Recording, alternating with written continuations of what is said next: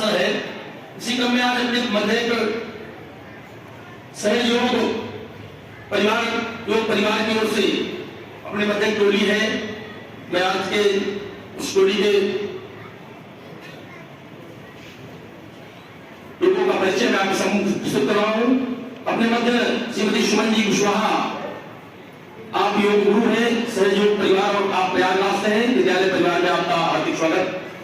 शीघ्र में श्री श्रीराम जी मौर्य, आप फतेहपुर से हैं। अपने मध्य श्री सुरेंद्र सिंह जी अपने मध्य हैं, आप हमारे पूर्व अभिभावक भी हैं और आपका बेटा यही से शिक्षा प्राप्त कर इस समय वर्तमान में MBBS डॉक्टर है। और उनकी धर्मपत्नी आदरणीय श्रीमती हेमलता सिंह जी अपने मध्य है। इन सबका इस विद्यालय परिवार में हार्दिक स्वागत, अभिनंदन और वंदन है। इसी क्रम में सबसे पहले इस टोली की जो हुआ है श्रीमती सुमन जी कुशवाहा, मैं आग्रह करता हूं युवाएं और बच्चों को, हम सबको अपना मार्गदर्शन प्रदान करें। आदरणीय श्रीमती सुमन जी कुशवाहा। शांत रहें और सिर्फ सुने थोड़ी देर के लिए। तो परमात्मा ने असंख्य शक्तियां हम सबको दी हैं, ये हम जानते हो। ये शक्तियां सोई हुई होती हैं। आज हम इस विद्यालय में आए हैं तो आपके टीचर जो शक्तियां आपके भीतर सोई हुई होती हैं, सिर्फ उनको जागृत करते हैं, यानी आपसे उनका परिचय कराते हैं, उनको उभारते हैं ताकि आप अपने जीवन में इन शक्तियों का उपयोग कर सकें। ऐसे ही असंख्य शक्तियां ऐसी हैं जिन्हें सिर्फ आप ध्यान के द्वारा जागृत कर सकते हैं। यानी जब आप शांति से अपने साथ अकेले में 2 मिनट 5 मिनट अगर आप बैठते हैं, तब ये सूक्ष्म शक्तियां स्वतः आपके साथ जागृत होती हैं और इनका आप आनंद ले सकते हैं, इनका अपने जीवन में उपयोग कर सकते हैं। इनके क्या फायदे हैं ये हम बाद में बताएंगे। तो परमात्मा ने हमारे जो भीतर की संरचना करी है वो एक समान करी है। आप हिंदू हैं, मुस्लिम हैं, किसी भी जाति के हैं, देश से हैं, किसी भी वर्ग से हैं, अगर मनुष्य है तो उसकी संरचना बिल्कुल ऐसी होती है। 3 नाड़ियां होती हैं और 7 एनर्जी पॉइंट्स होते हैं। यही एनर्जी पॉइंट्स और नाड़ियां हमारे पूरे शरीर को सुचारू ढंग से चलाती हैं। जितना भी हम मानसिक कार्य करते हैं, शारीरिक कार्य करते हैं, जो कुछ भी हम करते हैं वो सब यहीं से संचालित होता है। बाईं तरफ की जो नाड़ी आप देख रहे हैं इसे हम कहते हैं ईरा नाड़ी। पूरे लेफ्ट साइड की हमारी देखभाल करती है। हमारी डिजायर्स जो होती हैं, इच्छा शक्ति हमारे भीतर इस नाड़ी के द्वारा हमारे भीतर जागृत होती है।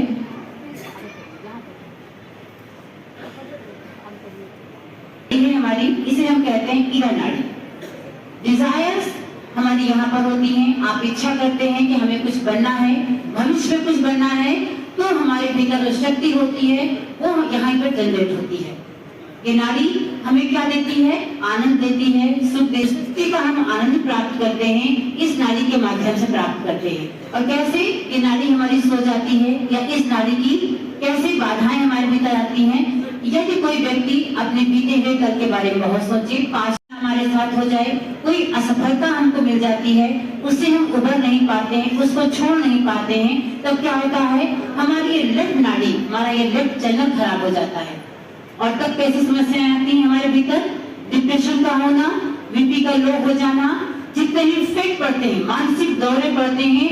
यदि आपको कोई असफलता मिलती है, आप जो चाहते हैं वो प्राप्त नहीं कर पाते हैं, और अगर आप उस असफलता को स्वीकार नहीं करते हैं, से कारण नहीं जानते हैं, तब क्या होता है? आप अवसाद यानी डिप्रेशन में चले जाते हैं। और जब ये डिप्रेशन बहुत अति पे जाता है, पीक पे आता है, तो हम देखते हैं कि हमारे बीच के, हमारे आसपास के कुछ लोग या बच्चे सुसाइड कर लेते हैं, आत्महत्याएं कर लेते हैं। कभी सोचा है कि ऐसा क्यों होता है? उसका एक मेन कारण होता है कि वो व्यक्ति, वो बच्चा अपने भूतकाल को, अपने पास्ट को भूल नहीं पाता है। तो आप इस नाड़ी की शक्ति को जनरेट करके, वापस पा करके अपने जीवन के इस दुख को या उस अपनी घटना को छोड़ करके अपने जीवन में बैलेंस को बनाए रख सकते हैं। ऐसे ही राइट साइड की जो नाड़ी होती है इसे हम कहते हैं पिघ्ना नाड़ी। जितना भी आप डिजायर करते हैं, इच्छा करते, एनर्जी आपकी इस राइट चैनल पर होती है। और ये नाड़ी कैसे खराब होती है? अगर हम भविष्य के बारे में अति श्रद्धा में जाए, बहुत विचार करते हैं, चिंता बहुत करते हैं, तब क्या होता है, हमारी इस नाड़ी की एनर्जी दूषित हो जाती है या बहुत ज्यादा हम इसको यूज कर लेते हैं, तब व्यक्ति में हाई बीपी की प्रवणता होना, गुस्सा आना, इरिटेशन होना, डायबिटीज की समस्या का हो जाना, किडनी की प्रॉब्लम्स रहती हैं, वो सारी बीमारियां, वो परेशानियां आपकी इस नाड़ी की खराबी से होती हैं। तो हमें क्या करना चाहिए, परमात्मा ने हमारे भीतर एक और नाड़ी की व्यवस्था करी है, जिसे हम कहते हैं सुषुम्ना नाड़ी, मध्य नाड़ी, जो हमारे एकदम मध्य सेंट्रल नर्वस सिस्टम पर होती है।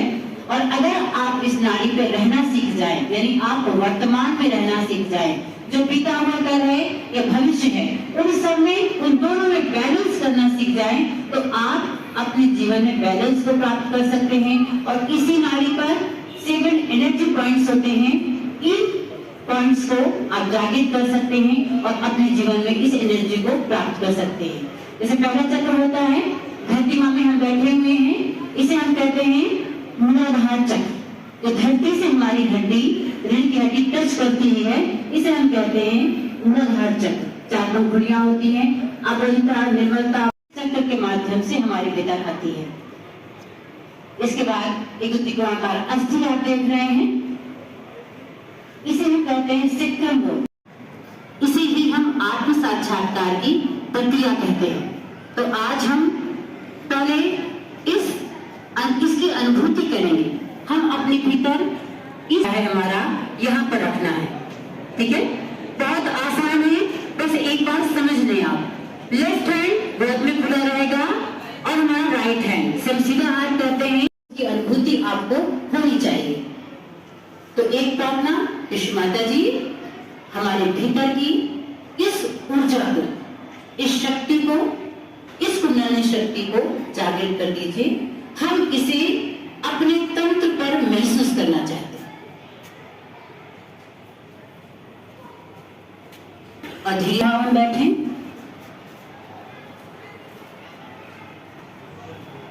अपने राइट हैंड को अपने हार्ट पर रखें और जो हमारा बायां हाथ होगा, लेफ्ट हैंड होगा, वो खुला रहेगा। और जो प्रार्थनाएं हम आपसे कहेंगे उसको अपने मन में आपको दोहराना है। शुद्ध आत्मा और मेरी आत्मा ही मेरी गुरु है।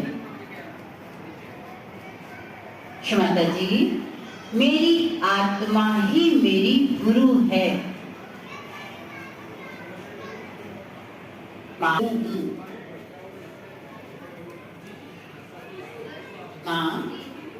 मैं स्वयं की गुरु हूं।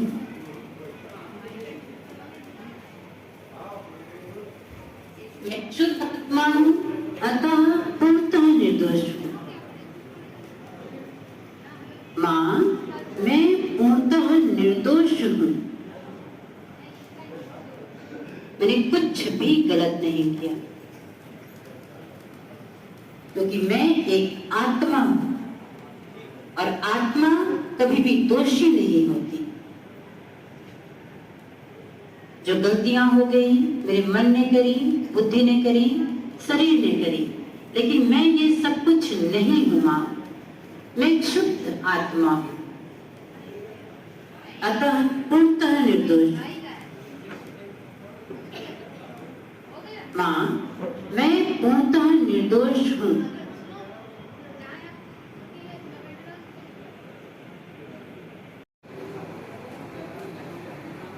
और अपने भीतर की इस एनर्जी को सिर्फ महसूस करें।